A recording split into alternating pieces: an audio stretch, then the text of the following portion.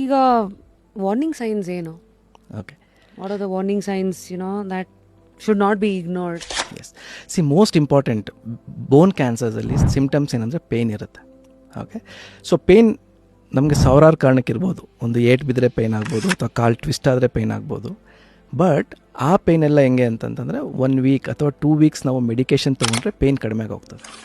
But cancer ಇದ್ರೆ ಏನಾಗುತ್ತೆ ಅಂತಂದರೆ ನಾವು ಮೆಡಿಕೇಷನ್ ತೊಗೊಂಡ್ರೂ ಪೇಯ್ನ್ ಕಡಿಮೆ ಆಗೋದಿಲ್ಲ. ಆ ಮೆಡಿಕೇಷನ್ ತೊಗೊಂಡಾಗ ಒಂದು 2-3 ಅವರ್ಸ್ ಕಡಿಮೆ ಆಗುತ್ತೆ, ಮತ್ತು ವಾಪಸ್ ಪೇಯ್ನ್ ಬಂದುಬಿಡುತ್ತೆ. ಸೊ ಈ ಥರ ಬೋನಲ್ಲಿ ಯಾವ ಪಾರ್ಟಲ್ಲಿ ಕ್ಯಾನ್ಸರ್ ಉತ್ಪತ್ತಿ ಆಗಿರುತ್ತೆ. ಸೊ ಮೋಸ್ಟ್ ಕಾಮನ್ ಏರಿಯಾ ಅಂತಂದರೆ ಅರೌಂಡ್ ದ ನೀ.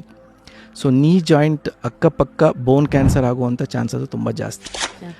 ಸೊ ಅಗೇನ್ ಸೇಮ್ ರೀಸನ್, ಇಲ್ಲಿ ಸೆಲ್ಸ್ ಫಾಸ್ಟಾಗಿ ನಮ್ಮ ಬಾಡಿ ಹೈಟ್ ಗೈನ್ ಆಗೋಕ್ಕೆ ಗ್ರೋತ್ ಆಗೋದು, ಬಾಡಿಲಿ ಗ್ರೋತ್ ಆಗೋದು ಇಸ್ ಅರೌಂಡ್ ನೀ.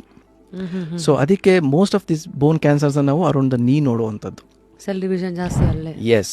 ಸೊ ಈ ಥರ ಪೇಯ್ನ್ 2 to 3 ವೀಕ್ಸ್ ಇದ್ದು ಮಾತ್ರೆ ತೊಗೊಂಡು ಕಡಿಮೆ ಆಗ್ತಾಯಿಲ್ಲ, ಮತ್ತು ರೆಸ್ಟ್ ಪೇನ್ ಅಂತ ಹೇಳ್ತೀವಿ.